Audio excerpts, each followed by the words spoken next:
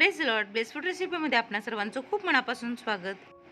मुळ्याची भाजी म्हटलं की आधी नाकतोंड मुरडतात, पण मुळ्याची भाजी अत्यंत पौष्टिक आणि चवीला देखील छान असते.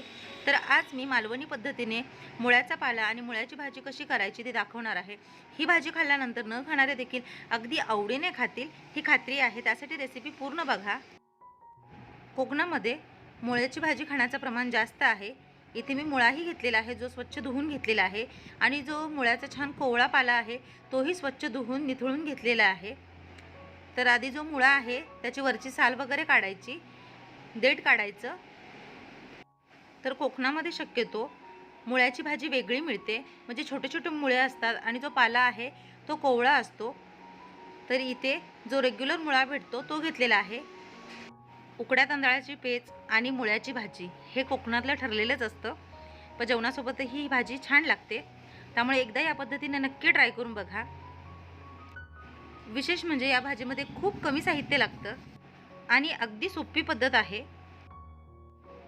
तर मुळ्याची पूर्ण साल काढून घेतलेली आहे. मस्त कोवळा असा पांढरा शुभ्र मुळा आहे. तर मुळ्याचे बारीक बारीक तुकडे करून घ्यायचे आहेत. तर आवडीनुसार लहान मोठे तुकडे करून घेऊ शकता. इथे मी मध्यम आकाराचे असे बारीक तुकडे करून घेते. तुम्ही यापेक्षा बारीक जरी तुकडे करून घेतले तरीही चालेल. तर ज्याप्रमाणे आपण कांदा चिरतो त्या प्रकारे हे चिरून घेतलेले आहे. जो मुळ्याचा पाला आहे तो स्वच्छ धुवून निथळून घेतलेला आहे, तो देखील अगदी बारीक चिरून घ्यायचा आहे. कोकणामध्ये शक्यतो भाज्या खूप बारीक चिरल्या जातात. इथे मी सुरीच्या मदतीने चिरून घेते. तुम्ही आडाळा म्हणजेच विळीवर चिरलं तरीही ते सोपं पडतं. सगळी भाजी छान आधी एकत्र करून घ्यायची आणि त्यानंतर अशी ही बारीक बारीक चिरून घ्यायची आहे. जे सोयीस्कर पडेल त्याप्रमाणे तुम्ही विळीवर किंवा सुरीवर चिरू शकता. पालेभाज्या चिरताना शक्यतो त्या धुवून मगच चिराव्या. चिरून त्या धुतल्यानंतर त्यातली जी काही पौष्टिक तत्त्वं असतात ती निघून जातात. त्यामुळे आधी भाजी स्वच्छ धुवून घ्यायची, निथळायची आणि त्याच्यानंतर ती चिरून घ्यायची. इथे हे बघा, एक 4 मिरच्या अशा लांबट चिरून घेतलेल्या आहेत. मुळा बारीक चिरून घेतलेला आहे. मुळ्याची भाजी छान चिरून घेतलेली आहे. 2 कांदे चिरून घेतलेले आहेत बारीक. आणि ते भिजवून घेतलेली चणा डाळ आहे, म्हणजे हरभरा डाळ घेतलेली आहे.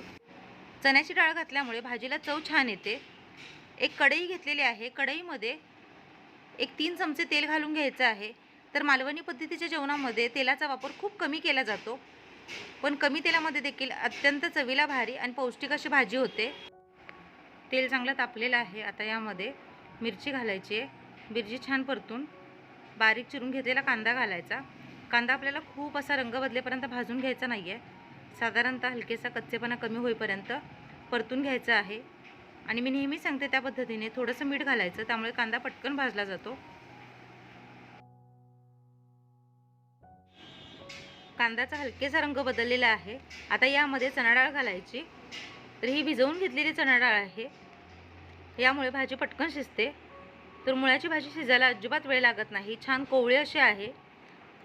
डाळ परतून यामध्ये जो चिरून घेतलेला मुळा आहे तो आधी घालून परतून घ्यायचा. आणि आता मुळ्याचा पाला देखील घालायचा आहे. तर भाजी छान बारीक चिरून घेतलेली आहे. आता ही सगळी छान मिक्स करून घ्यायची. मुळ्याचा पाला नसेल तर नुसता मुळ्याची देखील भाजी या पद्धतीने बनवू शकता. मुळ्याचा पाला घातल्यामुळे भाजी चवीला छान होते. पण मुळ्याचा पाला नसेलच तर नुसत्या मुळ्याची देखील भाजी छान होते. भाजी छान मिक्स करून घेतलेली आहे. आता यामध्ये चवीनुसार मीठ घालायचं आहे. मीठ घालताना अंदाजे आणि चवीनुसारच घालायचं, कारण शिजल्यानंतर साधारणतः मुळ्याचा पाला आटतो, म्हणजे कमी होतो. कोणतीही पालेभाजी असू दे, तर फळभाज्यांच्या तुलनेमध्ये पालेभाज्यांमध्ये मिठाचं प्रमाण कमी ठेवायचं. मीठ घालून भाजी छान पुन्हा मिक्स करून घ्यायची. आणि आता यामध्ये थोडंसं पाणी घालायचं आहे. तर मालवणी पद्धतीची म्हणजे कोकणी पद्धतीने भाजी करताना भाज्यांमध्ये शक्यतो पाण्याचा वापर केला जातो.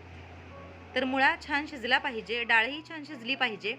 तर डाळ भिजवून घेतलेली आहे, त्यामुळे शिजायला अजिबात वेळ लागत नाही. पण भाजी छान सॉफ्ट झाली तर खायला बरी लागते. तर झाकून ठेवायची.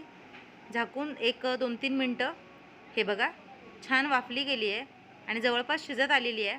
रंग साधारणतः बदललेला आहे. तर खूपही पाणी घालायचं नाही, नाहीतर भाजीचा रंग पूर्णपणे बदलतो.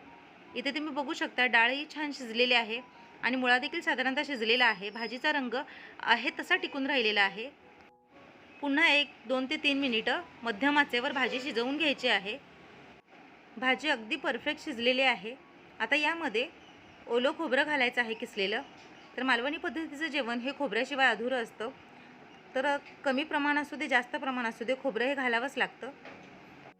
जास्त प्रमाणात वापरणार नसाल काही हरकत नाही, अगदी थोडंसं घातलं तरीही चालेल. खोबरं खात नसाल तर न घालता देखील भाजी छान होते. पण अगदी मालवणी पद्धतीची करायची असेल ओलं खोबरं हे वापरावंच लागतं.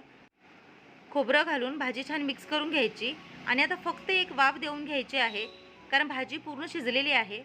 तर हे पहा, एक वाफ काढून झाल्यानंतर मस्त चमचमीत पौष्टिक चवीला भारी अशी मुळा आणि मुळ्याच्या पाल्याची मालवणी पद्धतीने भाजी तयार झालेली आहे. या पद्धतीने एकदा नक्की ट्राय करून बघा. तर उकड्या तांदळाची पेज असू दे, जेवणासोबत असू दे किंवा नुसतीच ही भाजी खायला खूप छान लागते. चॅनलवर नवीन असाल तर सबस्क्राईब करा, लाईक करा, शेअर करा. सगळ्यात महत्त्वाचं म्हणजे जे काही बेल आयकॉन दिसते म्हणजेच घंटी दाबायला अजिबात विसरू नका. भेटूया अशाच एका नवीन आणि पारंपरिक रेसिपीसह. तोपर्यंत स्वस्त रहा, मस्त खा. माझ्या रेसिपीज बघत राहा. रेसिपी बघितली त्याबद्दल खूप मनापासून धन्यवाद.